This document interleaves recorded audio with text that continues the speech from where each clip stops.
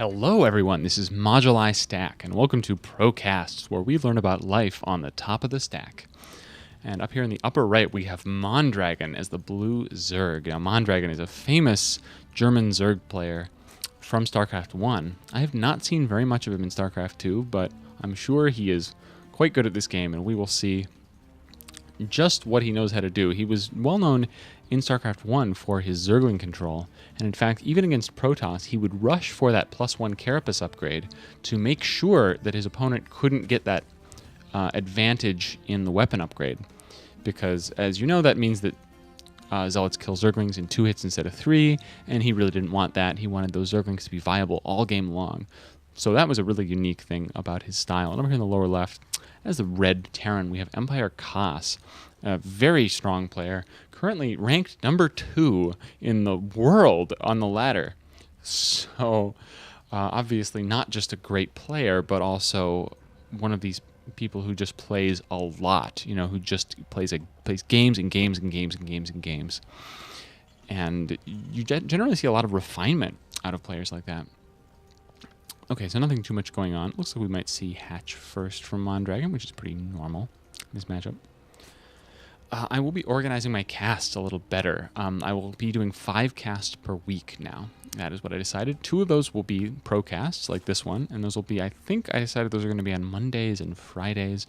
But anyway, I will put my schedule on my channel page when that is finalized. There's the Hatch first. Yeah, so 2 casts will be pro games.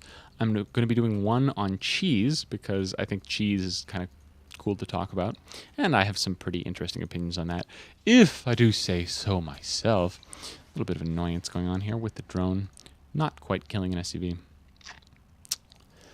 I should finish saying what I'm saying. Right. So 2 casts, pro casts. 1 cast will be cheese. 1 cast will be my own games. And 1 cast will be lower league replays. So hope you guys like that. If you like some of those casts more than others, let me know.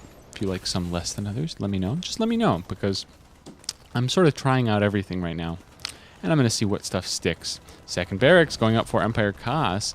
Little on the late side is after the gas. So what kind of build are we going to be seeing out of EmpireKas? That remains to be seen, but Tech Lab seems like a distinct possibility for quick stim, because otherwise I don't know where he's going to put this gas. Mondragon has gone for his pool and gas. This gas was pretty fast, I have to say, and he's going for the only 1 queen. Interesting. Most Zerg players who hatch first do go for that quick second queen, but we can see that actually Mondragon is going to be getting 4 Zerglings and the Zergling speed. And okay, second queen is on the way now, but delayed second queen to get an earlier speed, and sending the Zerglings out now. Notice that Mondragon has very little information about what's going on in the base, and what is going on is that this tech lab is up and researching stim. And 2 more barracks are down with 2 reactors on the way. So this is going to be a pretty intense infantry opening.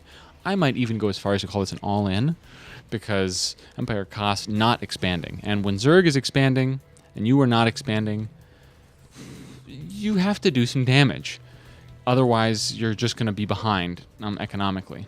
If you look at the harvester count, of course, it is even right now, but that is going to change drastically as Zerg's massive production on 2 hatcheries and 2 queens kicks in. So EmpireKas is going to have to probably he's thinking about a big aggressive attack right when stim finishes. So stim does take a while to upgrade, 140 seconds, but we are on second 85. Notice these are StarCraft seconds, not real seconds, so they go by a lot faster. In another 45 seconds, stim is going to be done, and EmpireKas, really the burden is going to be on him to put a ton of pressure on Mondragon.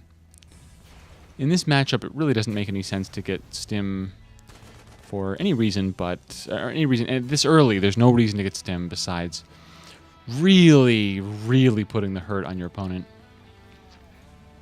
You don't need it for defense or anything. Notice there's even a 3rd queen out for Mondragon, so really prioritizing that creep spread. Still on 1 gas, and making a baneling nest. Could we see some quote-unquote Keurig style play from Mondragon? Now going for the second gas. Oh, and here is the big push. And oh my god, this is gigantic. This is all in. Wow. Okay, he does have a lot of SCVs still behind, but obviously this is very strong. I actually have never really seen SCVs come for a push quite at this timing before. But you can see Mondragon is wise to it. I presume he had some Zerglings down here to spot this as it moved out. Killing a Creep Tumor. These Spine Crawlers are not up yet. This one is going to do some damage, but this Queen is getting surrounded by SCVs. Might go down. Bunch of Zerglings coming in for the defense. Good micro from EmpireKas, pulling back right to along the edge of this little hole here so he can't get surrounded by the Zerglings. Stims is going to take out this other Queen and the Spine Crawler. And this, oh my god! Wow, that was probably the most painful Baneling detonation I've ever seen. Wow, EmpireKas' entire army disappeared instantly. Oh, wow. The funny thing about this push is you usually don't expect the Zerg to have Banelings this early. Most Zergs, I feel, do want to start getting that lair up before they go for the Baneling nest.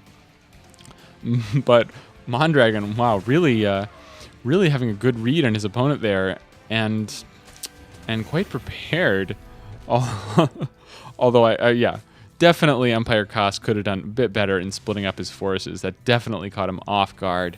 Okay, and here is the command center going up, and that's is good. You do a bunch of damage, and then you back off and start letting your own economy kick in. Of course, the thing is that he lost so many SCVs in that battle that he's really behind now in the Harvesters. You see 20 to 29 Harvesters. And a ton of Banelings up for Mondragon. No Marines are going to bust down this front anytime soon. Continuing to get good creep spread. Has gone up to 2 Queens. Is not getting a third again, though. He's feeling okay about the creep spread at the moment. Looking at the army. Wow, that supply tells a huge story. 29 supply for our Terran player, EmpireKas. 49 supply for Mondragon. Going up to 54 to 34 now. So, yeah, EmpireKas is in a tough spot thanks to one Baneling. One really mischievous Baneling. Factory going up now next to the tech lab, so I would expect to see a pretty fast siege mode here. Oh, and look at that. That's a cute transition. Going into... Wow, going into 3 factories. So I take it back. We're not going to see quick siege mode. We are going to see quick blue flame upgrade and mass Hellions. Yeah. So I don't know if this is a good build, what EmpireKas is doing, but it is certainly an awesome build. That I can guarantee you that this is awesome. Transition mass 3 barracks infantry into mass 3 factory Blue Flame Hellion. And there is the Blue Flame Hellion upgrade. There are so many Hellions out, and he's just going to keep making more. And of course, Mondragon doesn't know anything about this. Look at this. Even moving out with just a handful of Marines to keep the Hellions as secret as possible. Look at this burrow being researched by Mondragon. Excellent choice for someone with as good control as Mondragon has. By the way, what are the actions per minute of these players like? Mondragon chilling out right now at 118, but averaging 150. EmpireKas, oh, I actually said that backwards. He's averaging 118, and he's, well, anyway, you can see the numbers yourself. There they are. EmpireKas, quite a fast player. Whoa, spiking up to 300 there. Probably because he's controlling these Hellions, and I'm not paying attention. He does pick off his Queen. Of course, Mondragon knows all about these Hellions now, and is that blue flame done? It is not done just yet, but it will be any second now. And oh my god, a lot of Banelings coming up, and are they going to be able to detonate? It looks like 1 Hellion in the back. Okay, a couple of nice Baneling shots there, taking out 3 Hellions. That blue flame upgrade is about to finish. Wow, that was an amazing shot here. It is not that easy to micro Hellions against Banelings, but obviously EmpireKas knows all about how to do that, really lining them up and just burning them to pieces. Banelings are not light units, surprisingly enough, so Hellions don't do extra damage against them. Look at how many Hellions this is. This is insane. He's probably going to be able to kill all these Banelings without them detonating, at least if he continues to demonstrate the same good control that he has at this point. Mondragon burrowing these Banelings, though. Oh, no. EmpireKas not taking as much damage as he could from that, but definitely getting caught a little bit off guard, losing a few Hellions. And now turning around, and yeah, okay. Good scan there. could have been bad if he didn't notice that burrow or something. But it looks like he's going to shut down this attempt of Mondragon to expand. And that is too bad for Mondragon, who is, by the way, getting the ground carapace level 1. Good move if you think your opponent is going factory units, because it makes Zerglings so much better against tanks. Yeah, Mondragon is going to be forced to cancel this hatchery. I've never seen this many Blue Flame Hellions. This is great. 19 Blue Flame Hellions. 19. Okay, so he might even be thinking about an armory and weapons upgrade if he's going to be committing this heavily to those mechanized units. Switching this over to a tech lab. So I would expect to see tank production pretty soon. No armory yet. Oh, no. I take it back. There is definitely an armory. So, Thor production. Yes, there's a Thor on the way. Mutalisks are out, by the way, and these Hellions are definitely not caught in a good place. Of course, these ones have made it up the ramp, and might be able to, if he scans, yeah, he does scan, and he's going to be able to toast a bunch of drones. Loses a ton of Hellions in the process, though. Looking at the Harvester tab, EmpireKas is now in the lead. He's managed to do enough damage to Mondragon that he's back in this game. Things were looking pretty grim for him earlier on, but he did get his expansion in a timely manner, and fell back on his mules, which, while not OP, are pretty good. So he's doing a well there. Doing what? Did I just like made up a word? Anyway, never mind. Thors are out. Some random guy who thinks he's Gosu has left the game. Possibly he was lagging it or something, or got bored.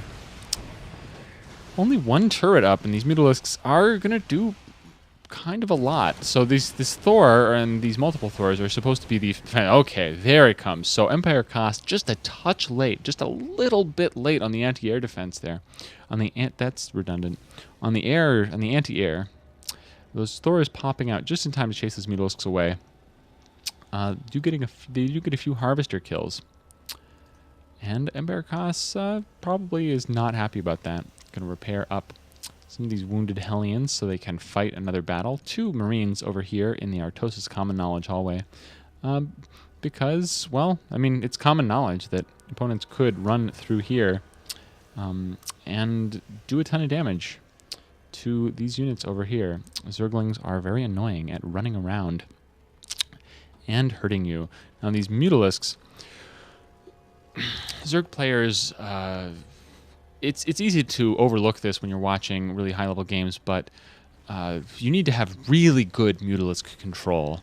I mean, really good, because if you let them wander into a bunch of Marines, you can lose so many units, such a high number of resources of important units in such a short time. And here he's going to move in here and engage with these Thors. Does the nice magic box. So these Thors are really not going to be that effective against the Mutalisks. Good detonation of the Banelings on the Hellions. And it looks like EmpireKas is going to... What? No. Oh, this is a very close battle. Zerglings are coming in to assist. So many wounded Thors. These Zerglings are going to be able to take out several of those. And finally, all these Thors do get taken out, though.